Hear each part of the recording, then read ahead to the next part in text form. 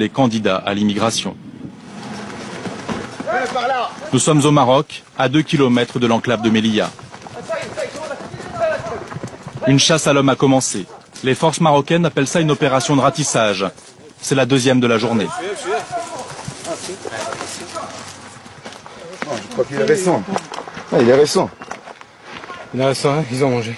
Le commandant El Hadji de la gendarmerie royale dirige l'opération avec 1200 hommes. Leur objectif, nettoyer le bois qui abrite jusqu'à 1000 clandestins africains dans des campements de fortune. Trace comparatif des échelles. La fabrication.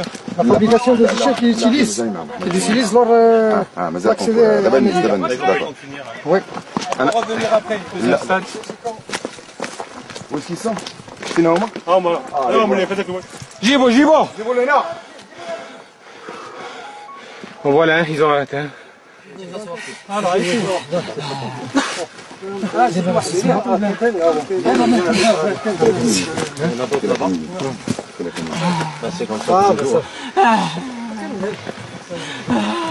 C'est le fatigué à cause de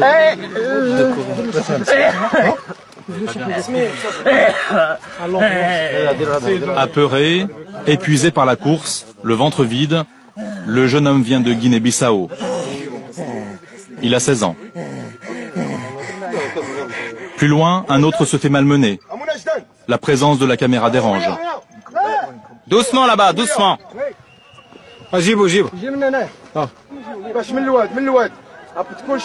Vous voyez comme c'est pas facile, ils profitent du terrain. Nous avons un autre dispositif, un autre groupe qui arrive de l'autre côté du Talvek. Et en plus, nous avons un dispositif d'accueil, de recueil de l'autre côté de la montagne.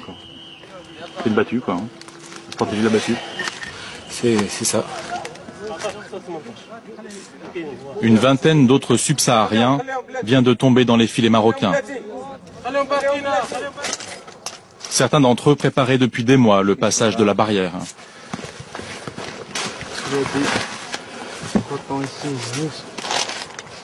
Mon colonel. Les cartes de téléphone, Là, ils ont des téléphones, ils communiquent tout le temps. L'échange de renseignements pour dévier l'attention du dispositif, ça c'est sûr. Lorsqu'on dit là, vous faites du travail, mais comme on le disait, ils vont sans doute revenir, ou essayer de revenir. Non, vous savez, il y a des réseaux qui les exploitent contre de l'argent. Donc automatiquement, même s'il a refoulé, il peut arriver jusqu'en Algérie ou au Mali, il a repris, il paye et le réseau le ramène. Ouais. Donc, Encore une arrestation. Un jeune homme s'est fait surprendre alors qu'il rentrait au campement. Tu es nouveau? Ça fait combien de temps que vous êtes? Sénégalais. Il est allé pour chercher du pain. Tu étais seul ou avec quelqu'un d'autre? Hein? Tu étais seul ou avec quelqu'un d'autre? On s'est quitté à Sénégal, arrivé en Algérie. En Algérie? À marche-pied. Oui. Marche-pied. Ici au Quitté Maroc? à Algérie, arrivé ici à Maroc. Maroc, Oujda ou bien Oujda? Oui. Et d'Oujda, je suis Nador. directement ici.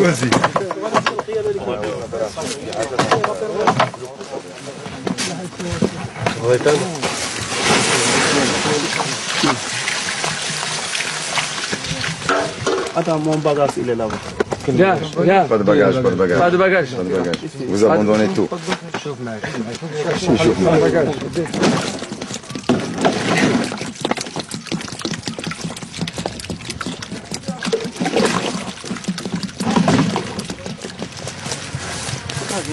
Maintenant, ils se regroupent vers le Talvegla pour prendre la barrière. Ils se regroupent pour organiser un assaut. Il y a un rassemblement là ce soir? Ils essayent de se rassembler.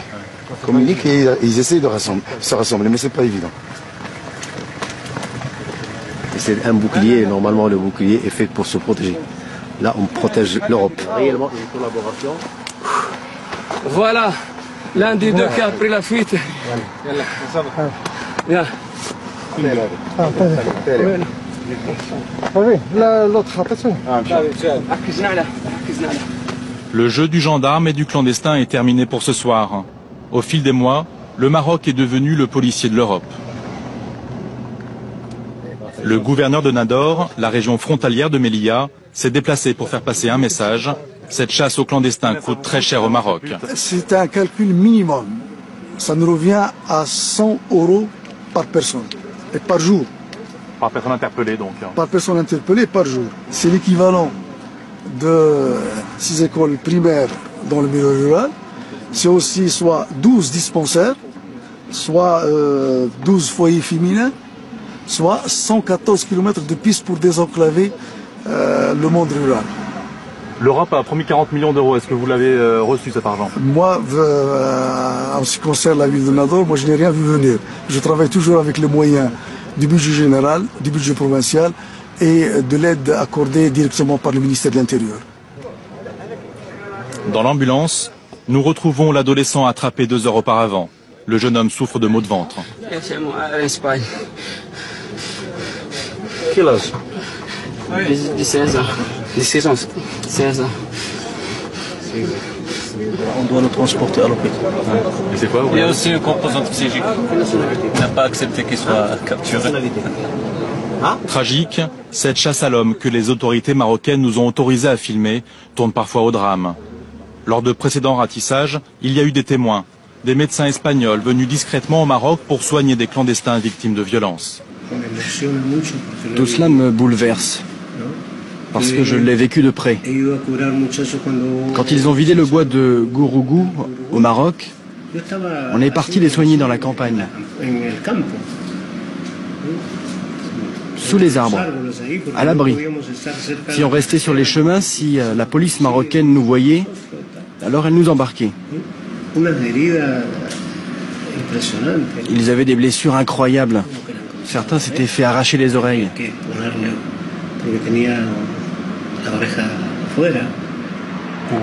Il y a eu beaucoup de blessés, même des blessés par balle au Maroc.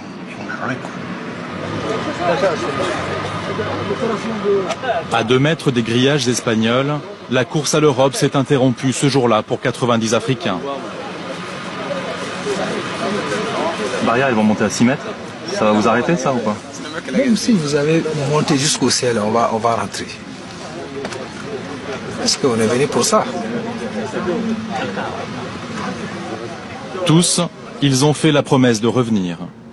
Les Marocains, eux, sont bien décidés à les en empêcher. Comment? Pour le savoir, nous descendons vers la frontière algérienne, à 200 km au sud de Melilla, aux abords de la ville d'Oujda. C'est ici, au pied de la montagne algérienne, que tous les clandestins arrêtés au Maroc sont rassemblés avant leur expulsion. Oujda, c'est aussi le principal point d'entrée des immigrés. Ils viennent des camps de fortune qu'ils ont installés à Mania, à 30 km de là, en Algérie. Avant, ils se cachaient. Désormais, ils marchent en plein jour. Des hommes, des femmes et des enfants en bas âge. Pas de carte en main, juste un fil conducteur. Cette ligne à haute tension, ils le savent, elle mène à Melilla. Beaucoup n'y arriveront pas. Les Marocains font tout pour les arrêter sur la route. Dans cette ruine où ils s'abritaient, un groupe de 43 Africains a été repéré par les forces auxiliaires marocaines. À 10 km seulement de la frontière algérienne. 2 heures de marche.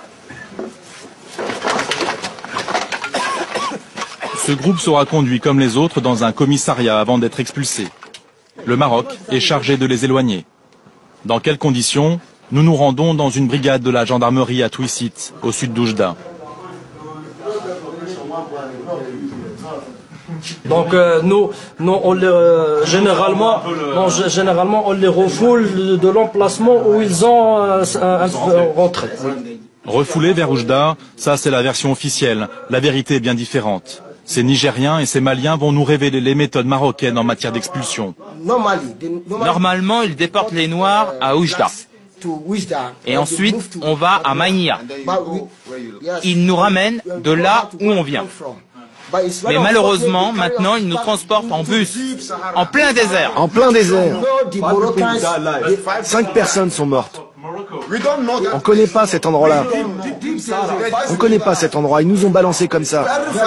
Ils disent qu'ils ont été refoulés, ils ont été pris. Ils ont été refoulés très très loin dans le Sahara, à 500 km d'ici. Dans le Sahara au sud marocain.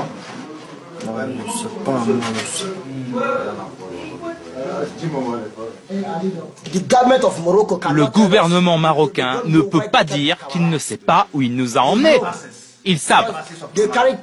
Il y avait 9 bus. Dans chaque bus, il y avait 45 noirs. Alors faites vous-même le calcul. Voyez de combien de noirs je veux vous parler. Alors qu'ils nous disent qu'ils ne savent pas, ça c'est un mensonge. Les soldats algériens nous ont sauvés. Ils nous ont donné à manger, à boire, tout ce qu'il fallait. En principe, quand tu expulses les Noirs, tu dois les remettre aux autorités algériennes, en leur disant, voilà, c'est des Noirs, aidez-nous à les renvoyer chez eux. Ils ne peuvent pas nous laisser dans le désert, nous ne sommes pas des animaux. Ces bus qui expédient les clandestins dans le Sahara, nous les retrouvons devant le commissariat central d'Oujda. Voilà, on n'est pas criminel. On part en Europe pour gagner notre avenir. Notre avenir, c'est pour passer. Parce que nous, on est des pauvres. Mais les Marocains, ils nous ont traités mal. On nous est prisonniers. On ne nous donne pas à manger. Ça, c'est pas bon. Voilà, moi, mon mélote là. Ça, c'est pas droit de faire des mélotés un clandestin. Nous, on n'est pas volés, on n'est pas de criminels, on ne tue pas quelqu'un. Ça, c'est pas bon. Le convoi va partir.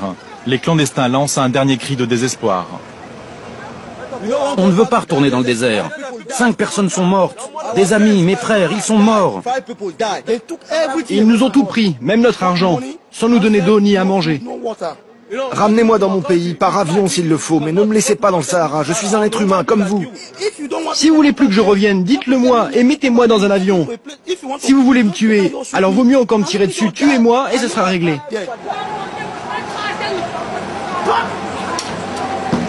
Trois jours plus tard, ces 250 Africains seront retrouvés en plein désert par une ONG.